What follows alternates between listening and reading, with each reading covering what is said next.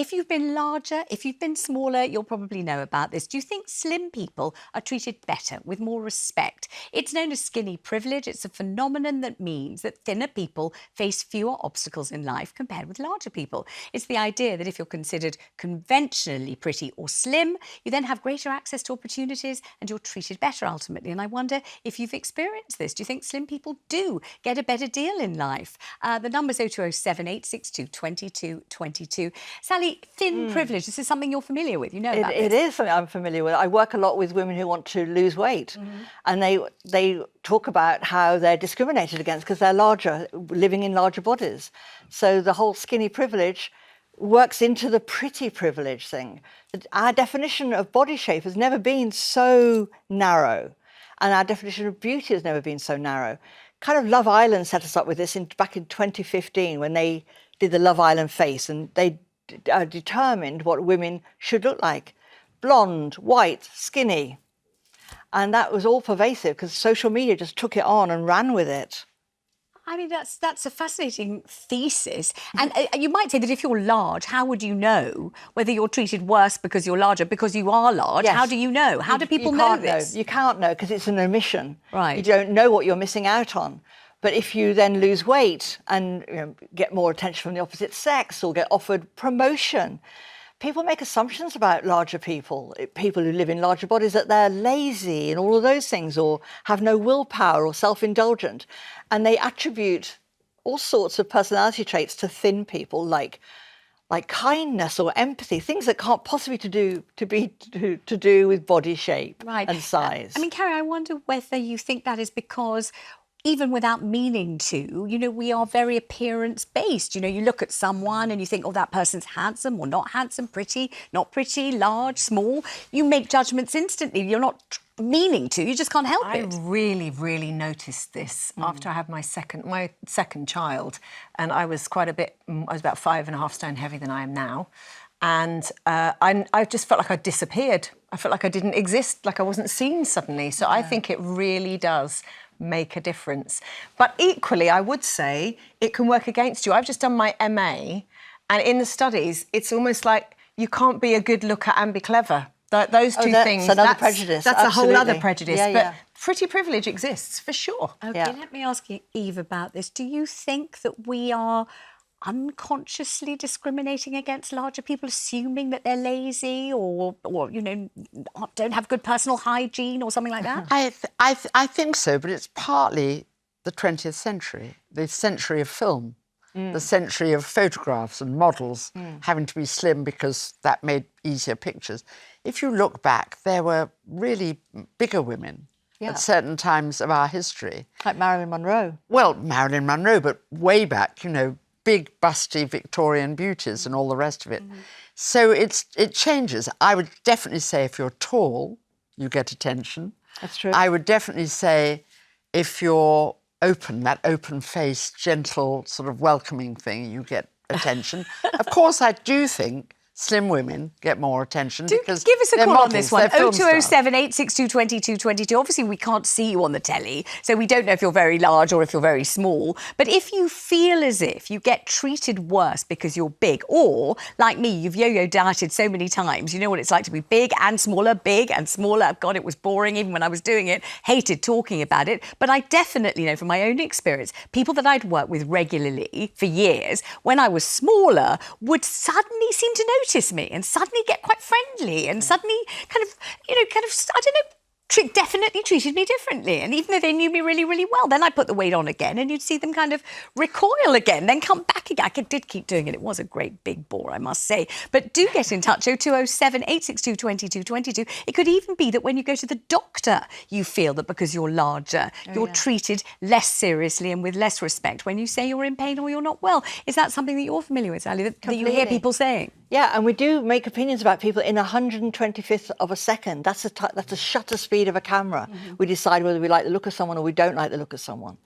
And we do get treated with prejudice in a larger body. It's just a fact. I wonder whether the popularity of the weight loss jabs, Ozempic, Wegovy, Manjaro, means that people will judge larger people even more harshly because they'll think, why are you big? Why don't you get the norm will jabs? be What's that the matter everyone with will be you? slim. Do you think that might happen? Absolutely. I think more and more pressure is going to be on people to lose weight. And the jabs are soon going to be tablets. By the end of the year, it won't be an injection anymore. They reckon it'll be a tablet. And they're looking at giving it to the adolescents now on the NHS and all different cohorts of people. So maybe when everyone is slim, bigger women will suddenly be back in demand. I mean, could that be the case, Carrie, do you think? I do wonder with some of this whether it's how we show up as well, though. I wonder whether we are different when we are slimmer. Like, again, back to you, really, Vanessa. Like, when we're in that more, like when I've got my hair and makeup done, maybe I present myself differently. Maybe I appear more confidently. I don't know whether you feel that we are stereotyping people and we're making these horrible judgments. But we do stereotype people. I mean, without meaning to, you stereotype. That's a look, that's a type. I think we've just got no idea where this is coming from. And I think this is in our heads. But it certainly is 21st century, and it certainly was the latter I'll tell you part of the one 20th. weight story that's really stayed with me my whole life, I think, well, ever since I heard it. Nigella Lawson, beautiful domestic goddess, you know, people, you know, swoon at her feet because she's such a physically beautiful woman. She's also very clever and very funny, very talented chef and writer. You know, there's a lot to it, not just what she looks like. But she said that when her mother, who died tragically young, was diagnosed with cancer, the first thing her mother said was something like, oh, my goodness, how great, I'm going to lose weight. Oh, And gosh. she died of cancer. But the ideal that you'd get thinner and thinner, and even if you were really sick, desperately ill, this was a good thing. I mean, that's where it's all got terribly skewed, don't you think, in Yes. our heads? Very much so. Let's talk to Jane. Jane's on the line in Cheshire. And Jane, just like me, you're a yo-yo dieter. You poor thing. It's awful, isn't it? Absolutely, Vanessa. I'm 70 years old now, so I'm a bit older than you are. But all my professional life, as a parent of 4 sons, I have yo-yo dieted up and down, up to about 4 or 5 stone throughout my life and struggled with my weight. And it absolutely is a fact. And it's been going on for decades, not just this century, long before social media. And tell me, do you my feel life. that you've been treated differently in your thinner phases from the way you've been treated in your larger phases? Absolutely, 100%, yes. And tell me how people change towards you when you're slimmer and then change back again when you're bigger. Well, they seem to be not just physically more attractive, but sort of psychologically and professionally, you are treated in a different way. And I've done this in sort of work in my professional place. Over one place I was for about 6 years, and my weight went up and down. And it was absolutely the case that you are treated with more respect, as if you have more intelligence. Absolutely is the case. Couldn't agree with you more. That's exactly my own experience, exactly the same thing. Jane, what line of work were you in, just out of interest?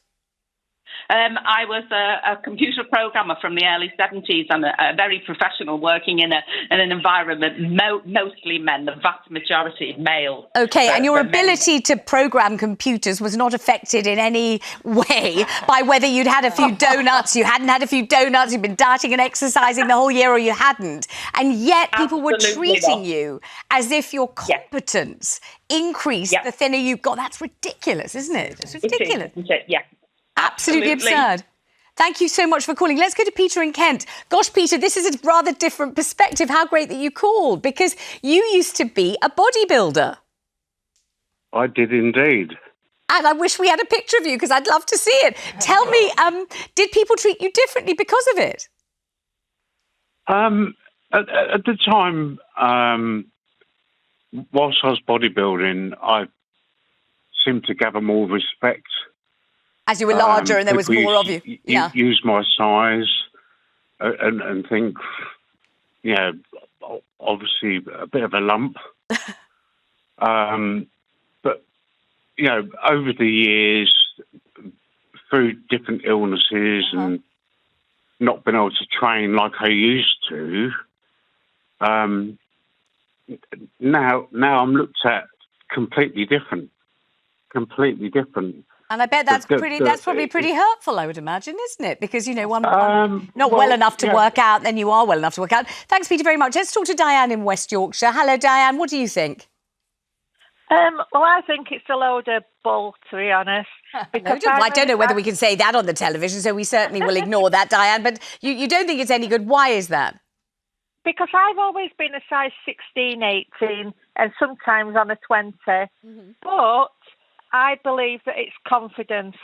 I've always been a confident person, and it's got me through life. I've walked in a room feeling confident, and I've drawn attention that way. And I don't think anybody's ever looked at me and said, oh, she's fat, she's thin. I think it's about what you wear, what suits your body, and how confident you are. And tell me something really important. Where did you get the confidence from? Was it your mum? Was it your dad? How did you learn to have that confidence? It was from my mum and dad. They had a public house from being 12-year-old, and I used to help out there. So I was confident through that. Through what? Having to be kind of front of house in the pub, you mean, and meeting the customers? Yeah. Oh, I see. And I just love people.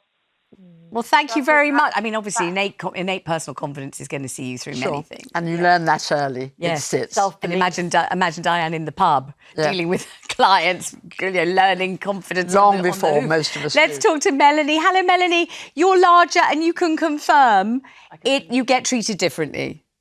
Absolutely. Hello, Vanessa. Hi there. I've had a lot of health problems over the last 15, 16 years. Right. And originally I'd been put on steroids for 3 years, which made me put on 6 stone. Oh, gosh. And due to the steroids being detrimental to me, they've put me on everything you can think of. I have tried losing weight for years. Due to other medications, I wasn't able to. Every time I go to the doctors, the hospital, my weight gets brought up. I have, however, just managed to lose 4 stone, 4 pounds. Wow. So I'm absolutely... How did you do it, Melanie? How did you do it? Healthy eating and a lot of determination. Wow, gosh, that's an amazing achievement. So have you thought of asking for the jabs, or have you not thought of it? I have thought of it. Yeah. But I wanted to do it myself first, and luckily I have achieved it. I'm a bit dubious about them still, if I'm honest. I do want to carry on losing some more weight. But one of my reasons why I'd phoned was my doctors have said for years I suffer with chronic pain. And they're always saying, if you lose weight, you'll feel better. The pain will ease. Well, I wish you all the luck in the world with it. You're obviously doing incredibly well, so more power to you, Melanie. Thanks so much for ringing. Lots of luck. Let's talk to Marcine. That's a nice name. In Bedfordshire. Marcine, it's a double-edged sword, you think. In what way? Well, basically, when I was younger, once I hit puberty, I started gaining a lot of weight. So I've been on every diet that anyone can ever We all have, right? Have we all? Yes. I have. I've been on every diet there is. That, whatever. Then a few years ago, I contracted pneumonia while I was in hospital, and I was there for 3 months, and I lost a lot of weight. And then it becomes this issue of what's wrong with her? You know, where's she gone? Is she ill? Is she unwell? You know, and I'm from a West Indian community where if you're a bit chubbier, you know, it's seen to be that you're healthy. Yes. And when so you're skinny... So does that mean, Marcine, you can't really enjoy it, even though this has finally happened? It's meant to be everyone's absolute fantasy. I don't enjoy it. And you know what? I also think, I'll tell you what I can't stand, is these adverts about losing weight. What about gaining weight? What about people that want to gain a little more weight, a bit more confidence in themselves again? I feel I've lost a part of me. Gosh, I really appreciate the call. There's a different perspective on everything. How lovely to hear from you.